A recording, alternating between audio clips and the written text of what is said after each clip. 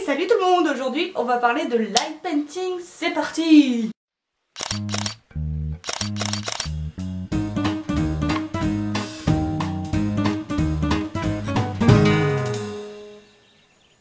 Tout d'abord, qu'est-ce que le light painting? Le light painting, comme son nom l'indique, si vous êtes un petit peu bilingue, veut dire peindre avec la lumière.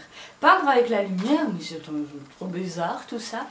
Mais c'est en effet une très bonne technique pour avoir des photos originales. On a plusieurs méthodes pour peindre avec de la lumière, donc pour faire du light painting.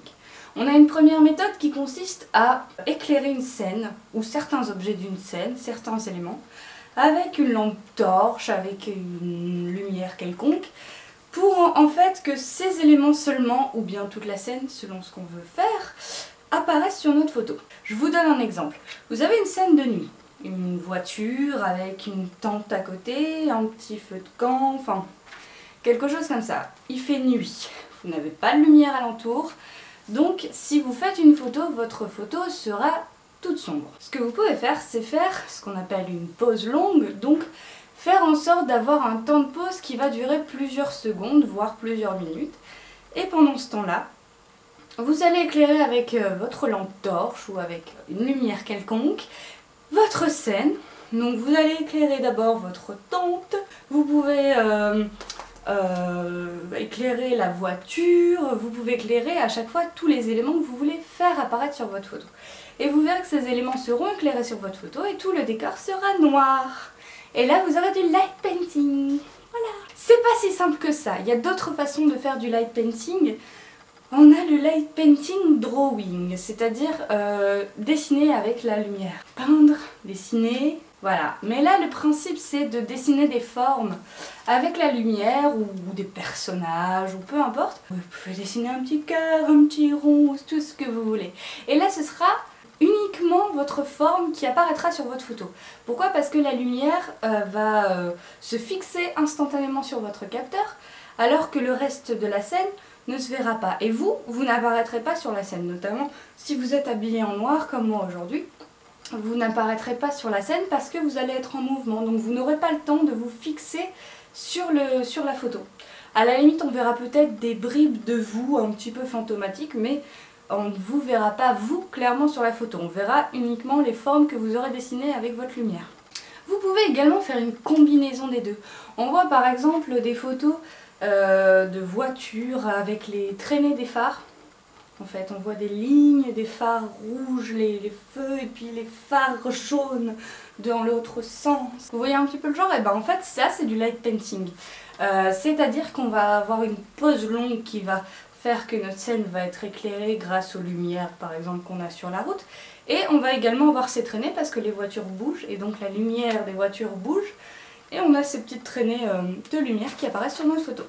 En tout cas, ces principes, quels qu'ils soient, reposent toujours sur la pause longue. C'est-à-dire que on va pas pouvoir faire une photo de light painting si on fait une pause d'un dixième de seconde ou même une seconde, c'est quand même un petit peu limite. On va être obligé d'avoir plusieurs secondes de pause pour pouvoir avoir le temps de dessiner les formes qu'on veut ou de peindre avec la lumière notre scène. Vous pouvez pour dessiner votre lumière utiliser bien sûr une lampe torche, un néon, une flamme, une bougie, des bougies étincelantes, c'est ce que je vais utiliser, cierge magique. Tout ce qui est lumineux et tout ce qui émet de la lumière pourra vous servir pour dessiner du light painting. Vous avez aussi comme exemple les jongleurs de feu, comme ils ont du mouvement. Alors j'avais fait la vidéo sur le feu la dernière fois, c'est pour ça que vous avez besoin d'un trépied pour pouvoir avoir les mouvements de vos flammes tout en ayant la scène qui reste figée. Donc aujourd'hui ce qu'on fera, ce sera du light painting drawing. Je vais prendre donc ces cierges magiques et je vais avec ça dessiner des formes. Et ensuite j'essaierai aussi de faire un petit combiné entre du light painting et du draw painting en fait, où je vais essayer d'éclairer ma scène à un endroit spécifique et puis rajouter par-dessus des petits dessins. Le conseil que je peux vous donner pour cette séance et le matériel nécessaire sont les suivants. Premier conseil, portez des vêtements noirs, comme j'ai aujourd'hui. Alors, ils sont pas tout noirs, j'ai un petit motif sur t-shirt, enfin c'est pas très grave. Je vais mettre un petit gilet noir, j'ai un pantalon noir, des chaussettes noires. Voilà, j'essaye de me fondre le plus possible dans le décor. Bon, je vais quand même pas mettre une cagoule. Disons que ça limitera beaucoup plus le fait que je puisse me fixer sur la photo. Surtout que ma couleur de peau étant claire, il y a plus de risques que la lumière vienne à un moment donné éclairer mon bras et qu'il apparaisse sur la photo. Donc pour limiter ça, je vais mettre des manches noires et puis je vais essayer de me fondre dans le décor qui est d'ailleurs, comme vous le voyez, noir. On sera pour ça dans la totale obscurité. Et ça va nous permettre donc vraiment de bien faire ressortir la lumière avec aucun élément gênant autour qui soit éclairé ou qui soit susceptible d'être éclairé. Donc là, je veux vraiment avoir la scène idéale pour faire du light painting. Vous pouvez faire ça aussi dans la rue quand il fait noir. Avec d'ailleurs les lumières des rues, ça peut donner quelque chose de très sympa. Ce ne sera pas tout sombre, mais ça pourra donner des scènes vraiment sympathiques. Et vous pourrez aussi vous servir des éléments, des bancs, qu'est-ce qu'il y a d'autre dans la rue, des poubelles, j'en sais rien. Enfin, vous pourrez vous servir d'éléments dans la rue pour faire votre photo. Et ça donnera un petit peu plus de cachet au final que simplement des petits dessins faits à la lumière. Essayez de chercher dans l'original parce que les lettres ou les formes ou le cœur avec le light painting, ça a été fait des millions de fois. Donc bah, si vous voulez vous lancer là-dedans, essayez de trouver des idées un petit peu qui sortent de l'ordinaire. Enfin je vous dis ça, mais moi je vais faire ça dans un décor noir, sombre, et puis avec... Mais je vais essayer de faire des petites touche d'originalité. C'est pour ça qu'après je vais essayer de combiner les deux. Alors ça se trouve je vais complètement me planter et ce sera rien d'exceptionnel, mais c'est pas grave, l'essentiel c'est d'essayer. Pour vos exifs, vous allez avoir besoin d'une petite ouverture. On revient sur les bases, vous allez avoir besoin d'avoir une profondeur de champ qui va être assez grande pour que tout soit net sur votre scène. Vous allez avoir une pose longue, donc qui dit pose longue dit beaucoup de lumière entrant dans le capteur. Et forcément, pour compenser ça, il vaut mieux fermer votre diaphragme. Je pense être autour de F11, F16, quelque chose comme ça.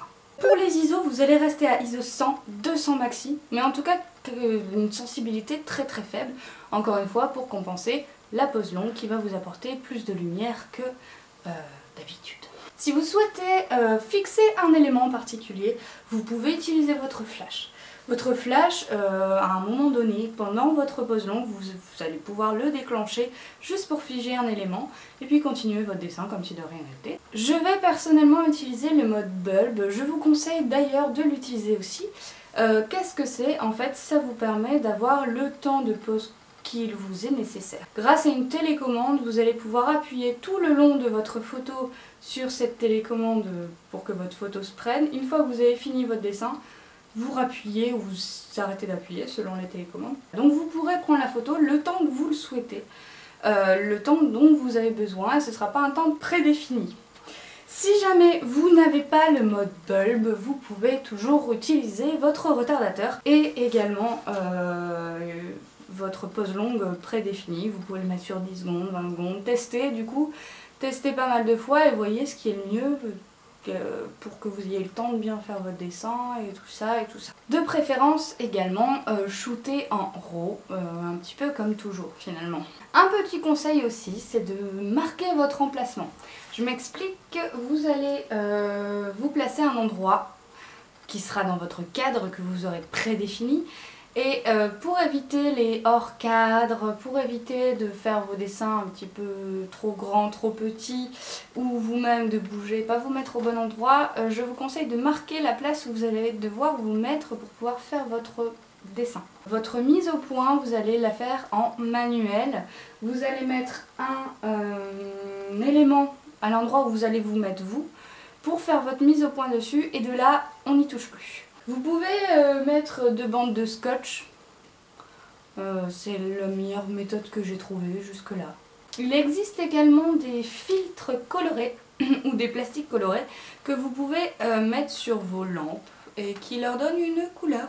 Ça donne un peu plus d'originalité. Le matériel nécessaire, donc vous aurez besoin de votre appareil photo numérique ou argentique. Obligatoirement, il faut que le mode soit semi-automatique ou manuel.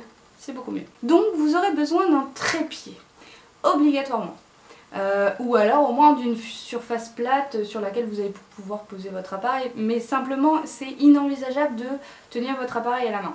Pourquoi? Parce que vous allez bouger et que comme vous allez avoir une pause de plusieurs secondes minimum, vous n'allez pas pouvoir rester immobile complètement. Vous ne pouvez pas devenir un rocher. C'est impossible, techniquement. Vous aurez besoin également d'une source lumineuse, donc un briquet, une lampe de poche, une lampe de chevet, une lampe avec abat-jour, sans abat-jour, tout ce que vous voulez. Mais il faut que vous puissiez déplacer la lumière, c'est quand même mieux. Ou alors vous utilisez ce qu'on appelle le camera painting. Et là, c'est encore une autre technique, donc là c'est vous qui bougez l'appareil photo pour dessiner avec la lumière qui, elle, ne bouge pas. C'est possible également. Mais là, on va encore partir très loin et on va en avoir pour 1 heure de vidéo. Donc je vais m'arrêter là. Vous aurez besoin de scotch, de vêtements sombres si vous faites les techniques que je vous ai données. Également de télécommande ou alors la fonction retardateur pour ceux qui n'ont pas de télécommande.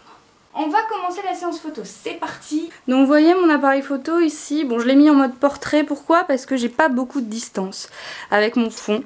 Donc du coup je l'ai mis comme ça et j'ai installé donc sur mon trépied, voilà. Donc là je vous laisse avec la séance photo du coup et également le résultat que ça donne. Et je vous dis à samedi prochain pour la retouche. Salut!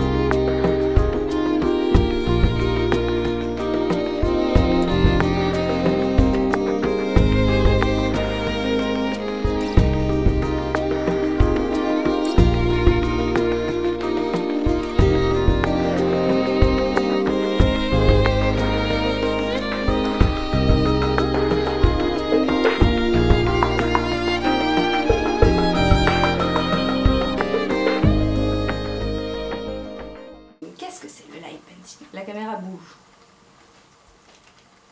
Stop, arrête de bouger. S'il te plaît. C'est pas très drôle.